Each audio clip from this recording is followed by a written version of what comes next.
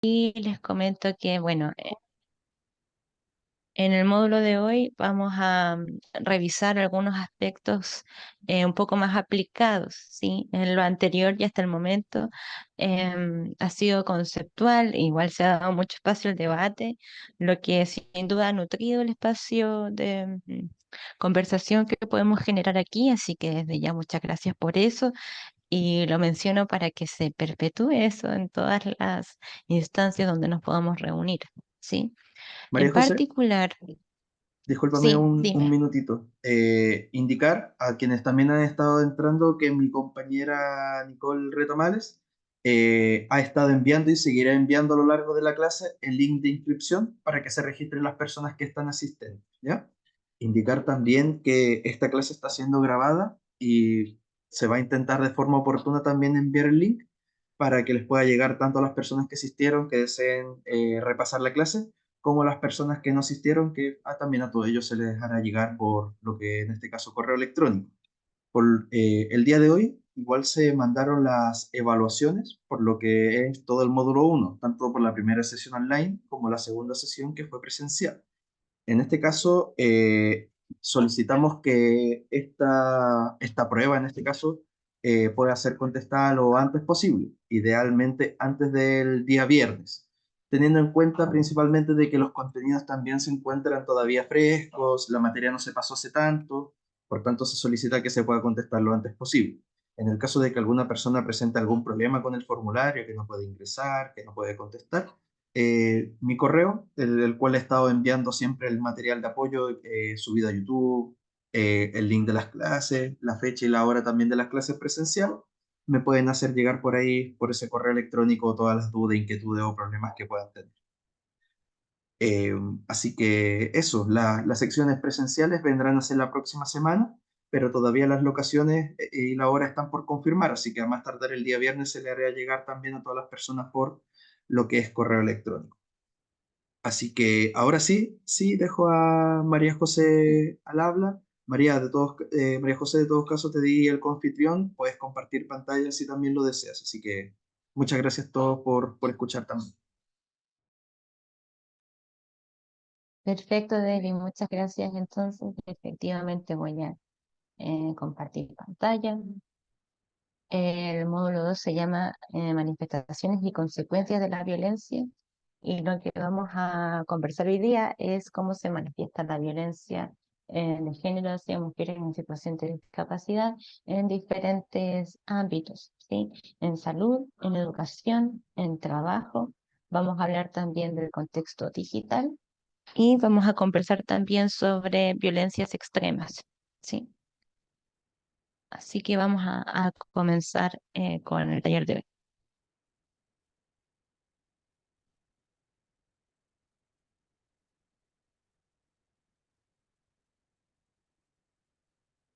Bueno, me gustaría que para comenzar dejaran en los comentarios qué es lo que estas imágenes les evocan, ¿sí?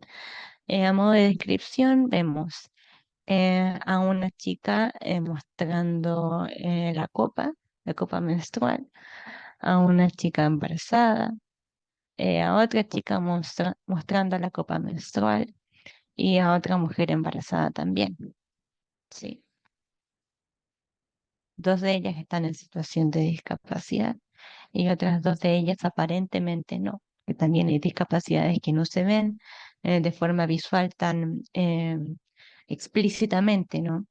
La discusión permanente también entre las discapacidades visibles y las no visibles, como esas también pueden terminar siendo objeto de discriminación al no verse y también al mostrar algo distinto en relación al preconcepto que tenemos en relación a discapacidad, ¿verdad? Pero en principio me gustaría que vieran las imágenes y que comentaran a través del chat o a mano alzada y me ayudarán quienes están observando a todas las personas reunidas, si es que hay manos alzadas o no.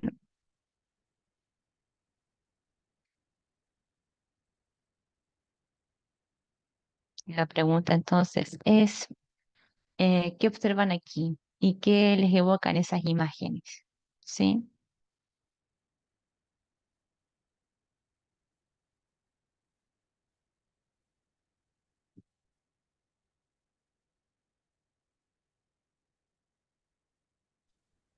Bueno, a mí me llama la atención la imagen de la persona embarazada, que Ujú. hay como una silla de ruedas, o sea, hay una niña que está en silla de ruedas que la está mirando, la primera. Eso Súper. me llamó mucho la atención, como que si me preguntan cómo explicarla, yo diría que es como el anhelo que tiene esa persona que está en silla de ruedas, a lo mejor incumplido, según yo, según lo que yo siento. Ujú, podría ser, claro. Lo interesante de las fotografías es que siempre nos evocan algo, ¿verdad? Que, bueno, quien tiene la capacidad de hacer una imagen, porque en estos tiempos con inteligencia artificial se pueden hacer muchas cosas, o también de tomar una fotografía, intenta también de alguna forma transmitir un mensaje, ¿cierto? Exacto, está interesante.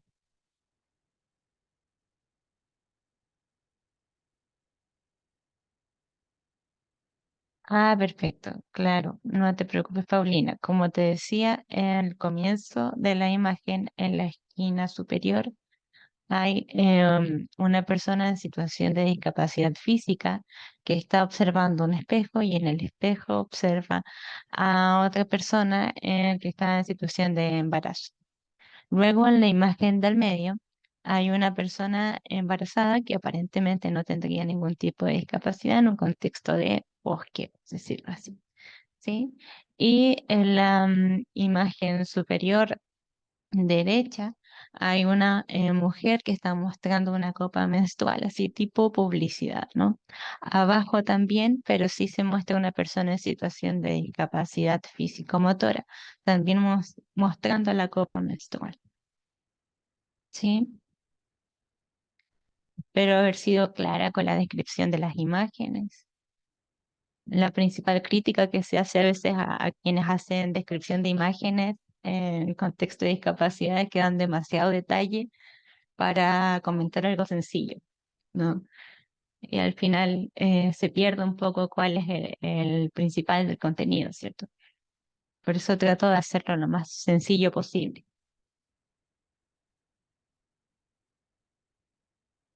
Ya Patricia dice que ella solo ve imágenes, de que no les genera quizás nada llamativo, ¿no? Quizás en el entendido también de que por sobre todo ella ve a mujeres e imágenes, pero no le da ninguna connotación, lo que también es válido, sí, sin duda, sin duda.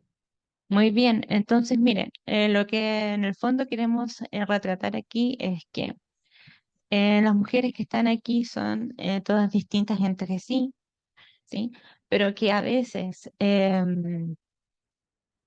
ver a una persona en situación de discapacidad haciendo lo que haría cualquier otra persona en situación de discapacidad genera cierta, no sé si molestia, pero al menos es más llamativo, ¿sí? Por ejemplo, ya, ver a una chica joven ahí haciendo propaganda de la copa menstrual es pan de cada día, uno prende la tele y lo ve, ¿sí? En cambio, ver a una persona en situación de discapacidad haciendo la misma propaganda hacia la copa menstrual ya genera como cierto llamado, ¿no? Y quedan las preguntas de, pero menstruan también, pero tienen hijos también, pero se embarazan también. Y es como, sí, sí, también pasa. Entonces, tal vez también ir cuestionándonos qué es lo que esas imágenes nos generan en términos de si logramos ser o si logramos de una manera distinguir, ¿verdad? Las diferencias, pero también si es que lo tomamos con extrañeza o con cierta naturalidad. En el fondo, ¿qué es lo que la imagen nos evoca? Sí. Un poco así, claro, y quizás aquí en la imagen de la esquina opuesta, también noto que hay una cierta o un uso quizás un poco más sombrío de la imagen de la discapacidad, ¿no? Como si, tal como decía Anita, como un anhelo, ¿no? Cuando hay mujeres en situación de discapacidad que no necesariamente anhelan tener hijos, ¿no? Y que no por eso, digamos, vamos a estar en contra de quienes sí quieran hacerlo, ¿sí? O sea, la idea aquí, por sobre todo, es promover el derecho de todas las mujeres con o sin discapacidad, vivir su vida tal y como la han planificado, ¿no? Pero aquí, si observan, hay como un asunto medio grisáceo, un tema un poco sombrío, y yo creo que la discapacidad nunca debería verse o proyectarse de esta manera, ¿no? Como desde el punto de vista de la tristeza, porque a partir de esas imágenes es que se van generando estas lógicas de ella sufre discapacidad, ¿no? Entonces con esto es un poco más difícil sacar ese estigma negativo que la discapacidad tiene. ¿No?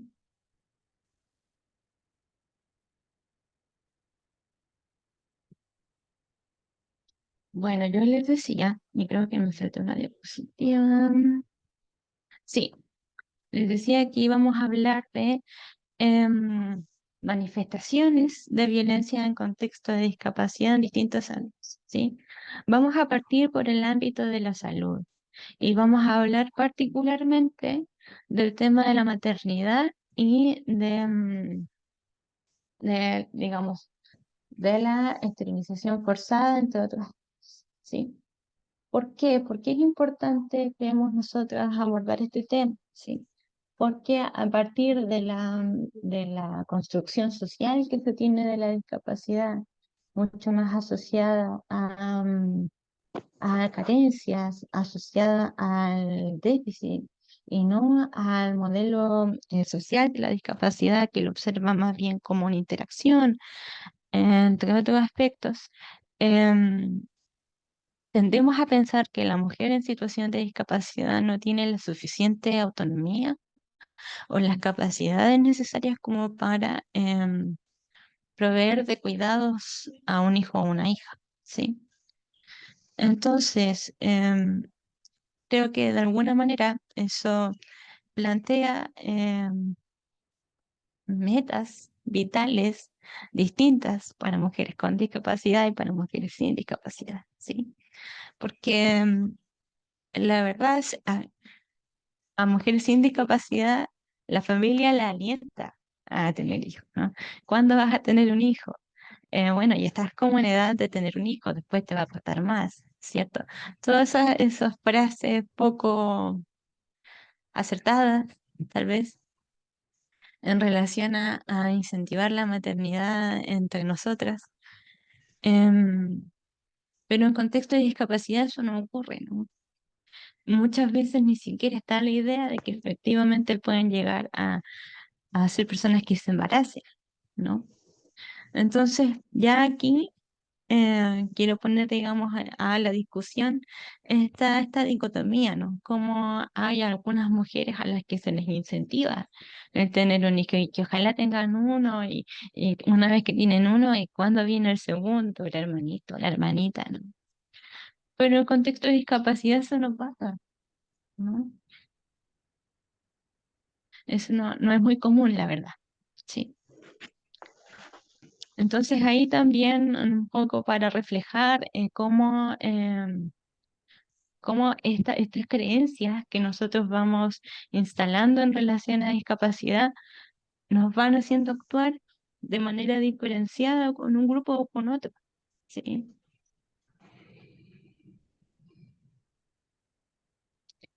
Y en relación al tema, hay una investigación, que es un fondos irregular por asuntos de derechos, tengo que mencionar el número, es 12-10-575, que habla sobre las trayectorias de personas en situación de discapacidad que son madres, padres, y en otra línea también habla de su trayectoria de embarazo, ¿no? De cómo ha sido ese proceso en contextos de dispositivos de salud, ¿sí?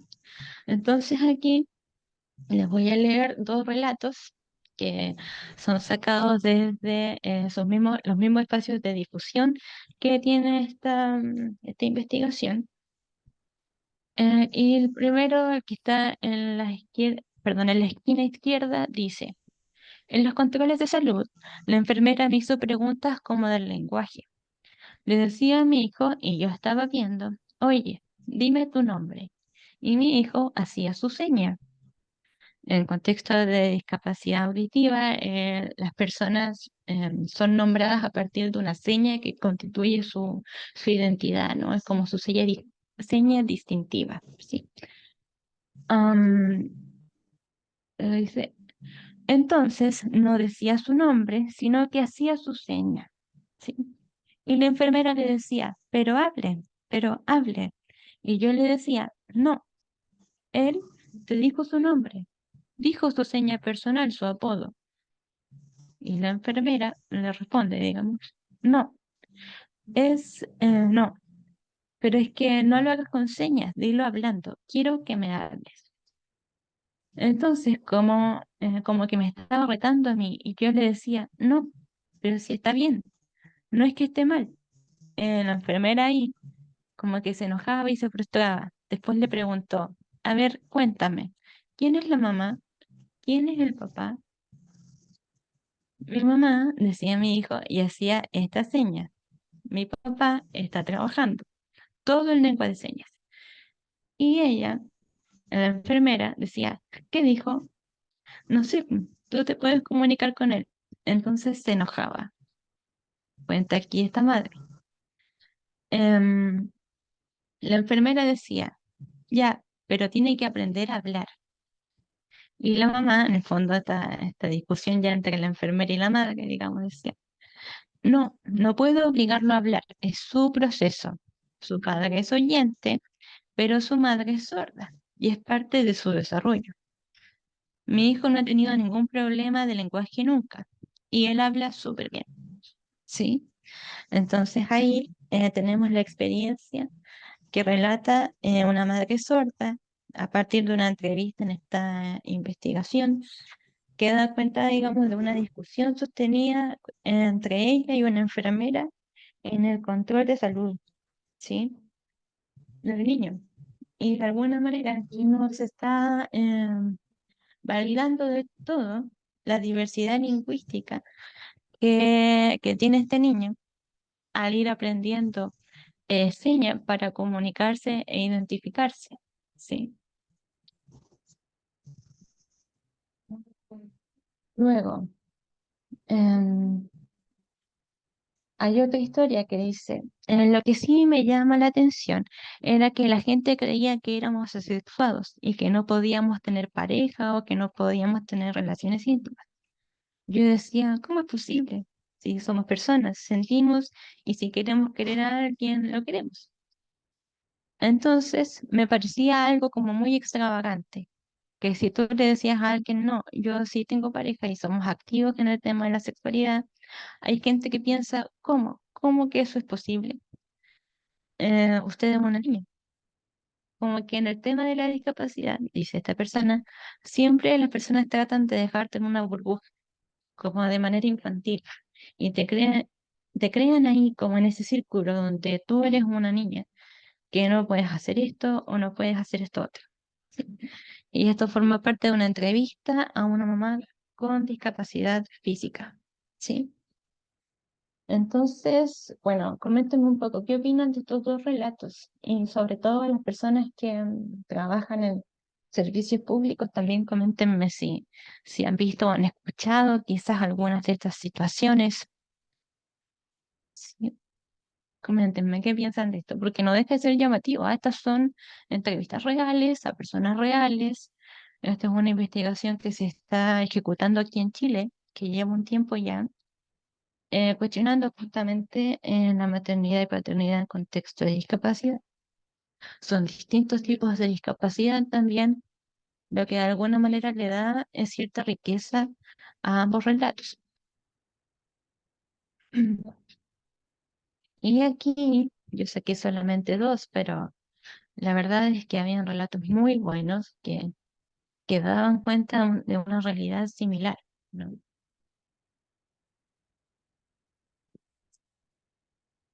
Coméntenme Eh, nomás. eh, ¿Aló? Cari, ¿Se adelante. puede hablar? Sí, sí, totalmente. Ya, bueno, hola, me presento, mi nombre es Karina de Antofagasta. Mucho gusto. La verdad es que este relato no es algo mío, es un relato que yo veo a diario, que yo trabajo acá en el hospital. Yo veo a un chico que tiene discapacidad, él tiene como cierto retraso, es como que le cuesta captar la información al tiro, y aparte tiene como, em, ¿cómo se le puede llamar cuando son cojitos, para no decirlo de esa manera? Una persona con discapacidad física. Ya, así. Y él, yo lo admiro, porque yo cuando lo miro pasar, él pasa con su polola, porque él tiene su polola y todo. Su polola es una niña normal, porque así le dicen acá. Y muchos critican eso, cómo ella puede andar con un niño así, o cómo ella se puede fijar en un niño así. Si tan solo entendiéramos que todos son normales, solamente con distinta discapacidad nomás, porque todos de alguna manera tenemos una discapacidad. Pero a lo que voy en el caso es que es verdad lo que dice usted, po, que a la persona con discapacidad como que la quieren poner en una burbuja, cuando ellos son personas que en chico trabajan, tienen su profesión, eh, y es una persona normal para mí. Entonces, es verdad lo que dice usted. A esas personas como que dicen, tú no puedes hacer esto, tú no puedes tener esto, tú no puedes hacer esto otro, cuando realmente no es así. Eso. Exactamente, Cari. Súper interesante ahí lo que señalas. ¿Ah? También he escuchado bastante y en otras charlas que he hecho en otros lados también, esa, ese interés por aparejar a las personas, así como una persona con discapacidad tendría que estar con una persona con discapacidad, sí. Y eso no necesariamente, sí. Me llama mucho la atención y también se sorprenden cuando no se cumple eso que tienen como prediseñado en el esquema mental, ¿no? Como, ¿cómo que no está con una persona con discapacidad? Y no, no. Claro. Anita, adelante. Bueno, me llama la atención de nuevo dos cosas. El primer relato se refiere no tanto a la parte de como de pareja, siento que se refiere más a cómo se mira a la persona con discapacidad y las expectativas que se tienen con respecto a esa persona, ¿ya? Porque ahí dice de que la enfermera quería poco menos que obligar en este caso al niño joven para que se expresara como ella quería, ¿cierto? En el momento que ella sí quería. Entonces, yo viví una Claro, situación parecida con mi hijo, con el Seba, ya que él, un día estábamos en una feria que nos invitan todos los años, en una feria de autismo. O sea, era su momento, digamos, entre comillas, como autista, estaba en su momento, en su lugar, digamos, rodeado de otros autistas. Entonces, se acerca una profesora que era de una escuela muy renombrada acá en Antofagasta, eh, más que nada directora, no tanto profesora, y me dice, ¡uy, qué bien! El Seba está con sus alfajores, todo, ¡uy, qué bien! Y, Seba, voy a anotar tu número de teléfono, le dice ella, para hacer algún pedido o algo. Entonces viene y el Sebastián me miró aterrado. O sea, me miró así con cara de susto, como diciéndome con su ojito, yo vi que él era así como, sálvame, porque él no se lo sabe. Entonces yo le dije, yo le doy al mío y me dijo, no, pues, ¿cómo se te ocurre si él debería saber el número de teléfono, que bla, bla, bla? Entonces como que echó por la borda el hecho que el Sebastián estuviese ahí, que fuese capaz de dar el vuelto, que fuese capaz de vender, de interactuar con otras personas, de conversar. Todo eso lo dejó como que lo echó al tacho de la basura, por decirlo de algún modo, solamente por el hecho que él no supo darle el número de teléfono. Entonces yo me pregunto, ah, ¿cuáles son las expectativas que tenemos con las personas con discapacidad? ¿Lo dejamos realmente ser como son ellos, expresarse dentro de lo que ellos pueden? Porque no es que uno le ponga un techo bajo, ¿no? Uno siempre quiere que ellos se desarrollen más y más. Pero si llega un momento como ese, o sea, yo le vi la cara de angustia a él. Entonces, eso me llamó, el relato que usted hizo, el primero, al tiro me evocó él lo que le pasó al Seba. Como que estaba obligado a dar el teléfono y el pobre no se lo sabía. Y hasta el día de hoy no se lo sabe. Claro, totalmente, totalmente. O sea, y ahí mencionas cosas súper importantes, ¿no? Lo que en contexto de discapacidad se nombra como capacitismo, ¿no?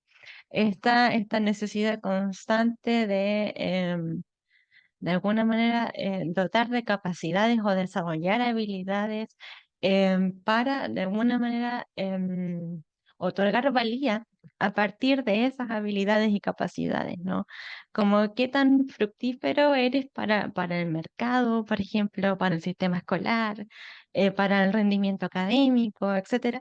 Y vamos dotando de habilidades o quizás acelerando ciertos procesos en favor de lograr ese estándar, ¿sí?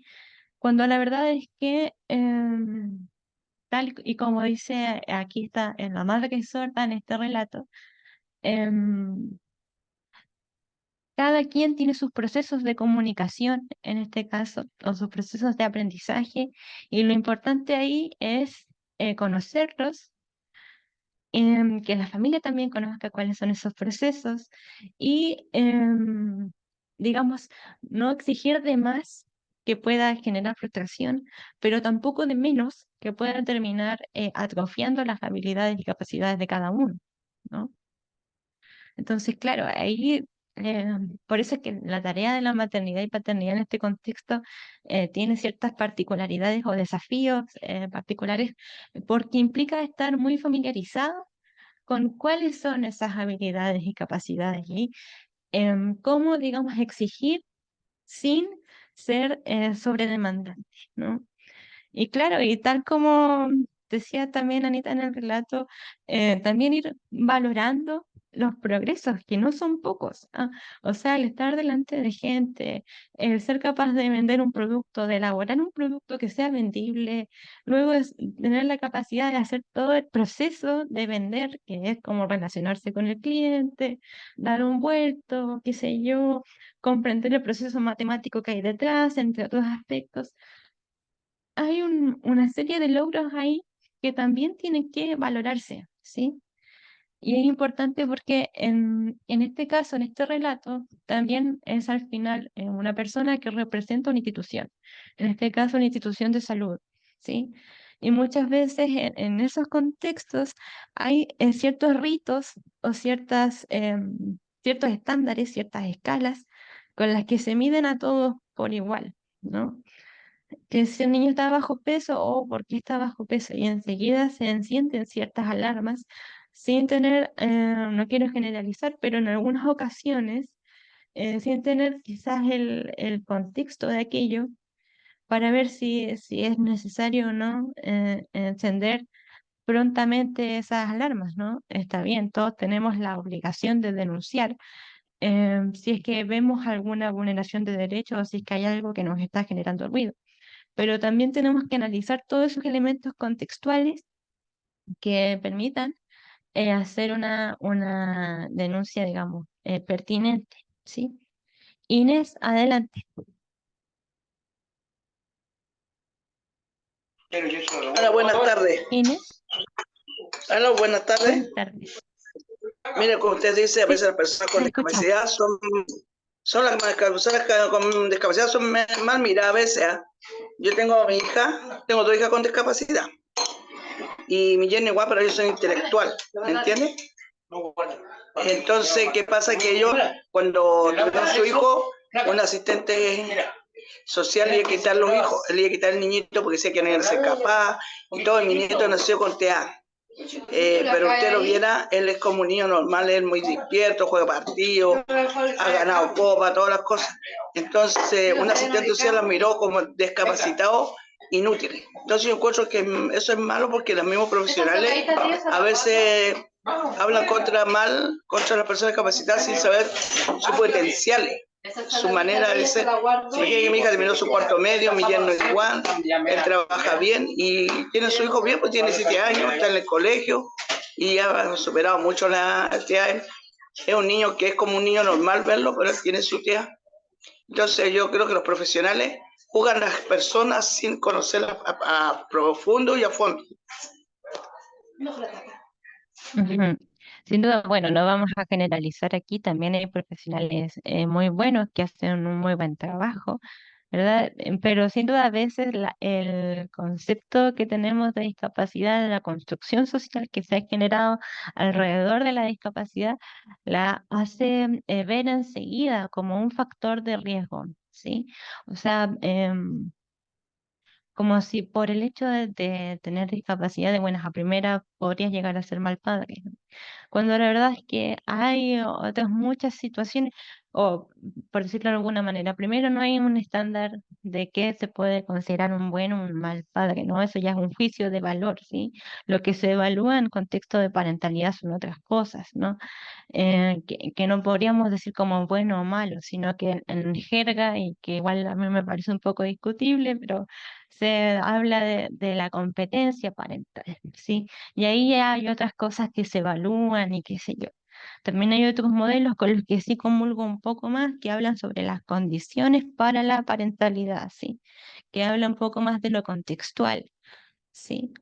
Em, y claro, siendo así, la discapacidad no debe ser a priori el único factor por el cual se mencione si va a ser un buen o un mal padre, ¿no?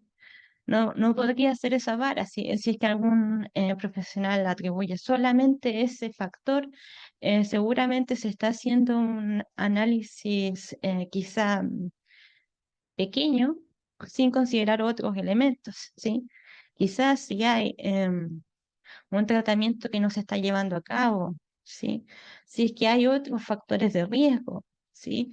Ahí tal vez sí podría considerarse, pero solo por discapacidad y sin tener un análisis acabado de la situación, podría llegar a ser digamos, una suposición muy abierta. Daniela, adelante.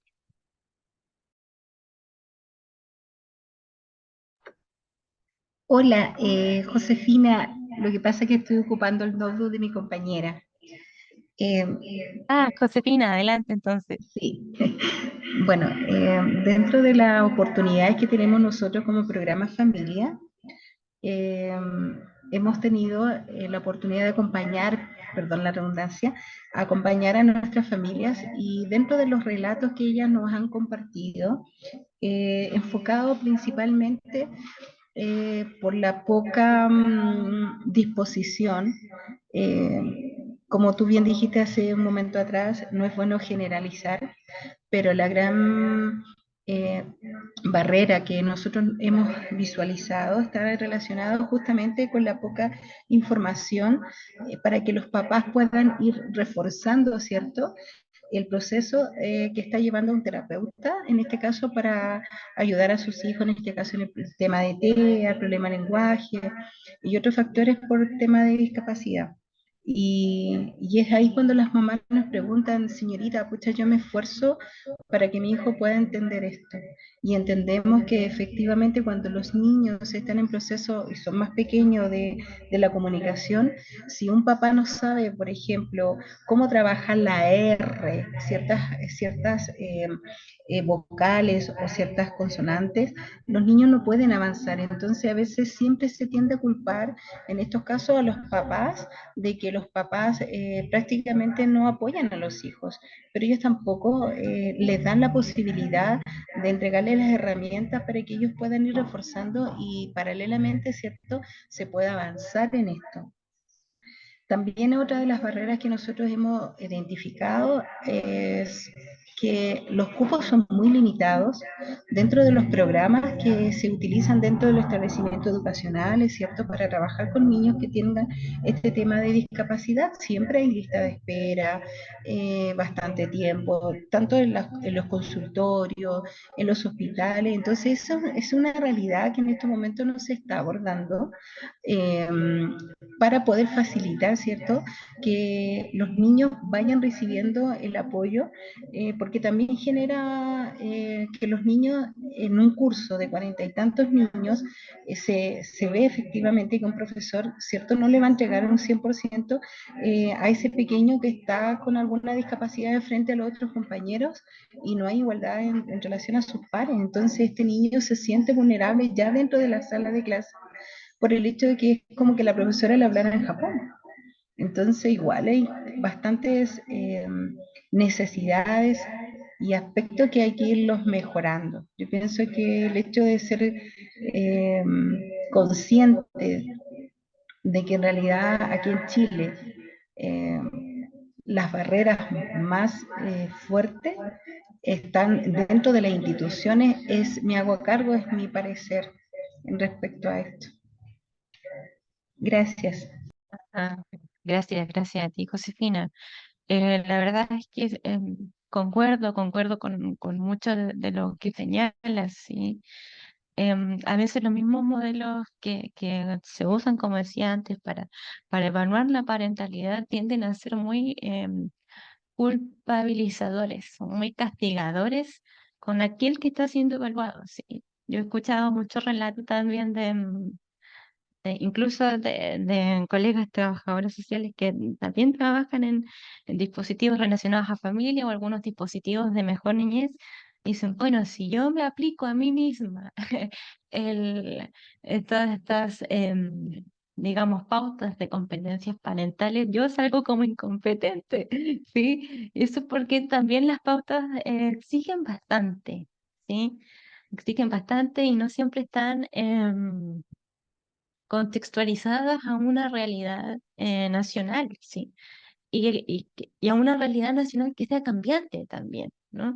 Y una dinámica familiar particular que sea cambiante, como lo que se espera en toda familia también, ¿sí? Entonces sí, concuerdo con que por parte de las instituciones se responsabiliza bastante a las familias, ¿sí? Y yo creo que eso parte por el concepto que tenemos de familia, ¿no?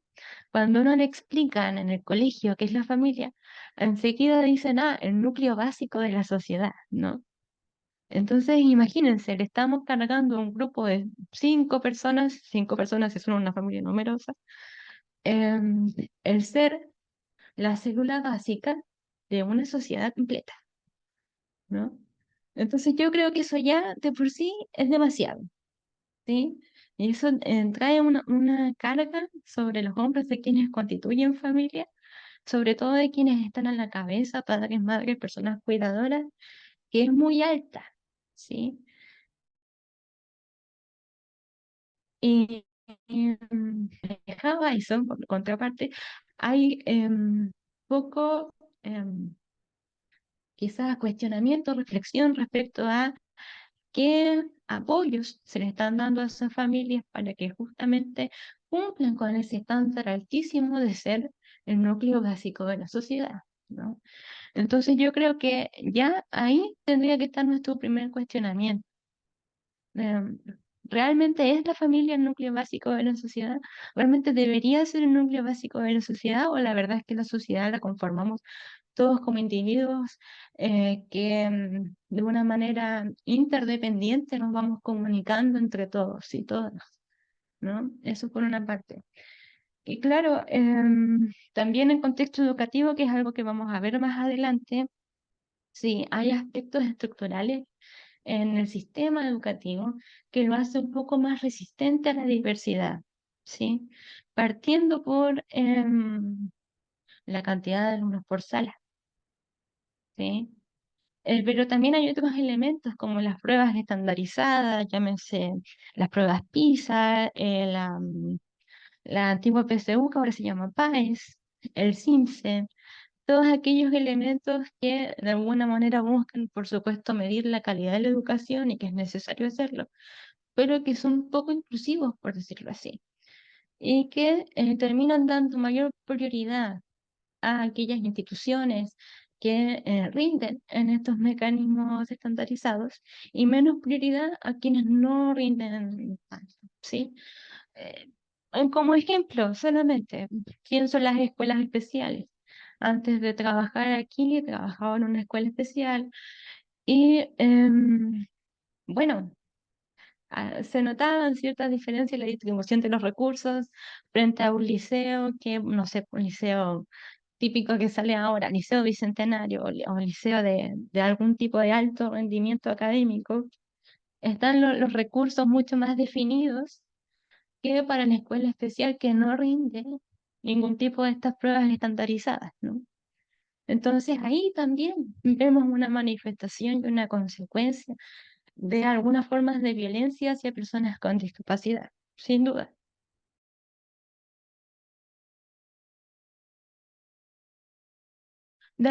Josefina, perdón, no sé si querías decir algo más o su mano se había quedado levantada. Ay, Comenta. disculpa, no concuerdo contigo. Ahora saco la manito, gracias.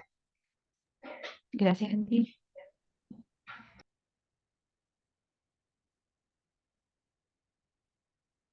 Bueno, entonces, en un contexto de salud, bueno, decimos que tanto el aborto coercitivo, es decir, aquel aborto obligatorio, como la esterilización forzada, constituyen, además de una violación a los derechos reproductivos, una violación al derecho a una vida libre de violencia y a no ser sometidas a torturas, a tratos crueles, inhumanos o degradantes, ¿sí? También mencionar aquí que muchas veces, o bueno, mejor lo conversamos a partir de este video, que espero que escuchen. A ver, comenten, ¿me escuchan? No, María José, no se ¿Escuchan, escucha. no? Mm, denme un segundo.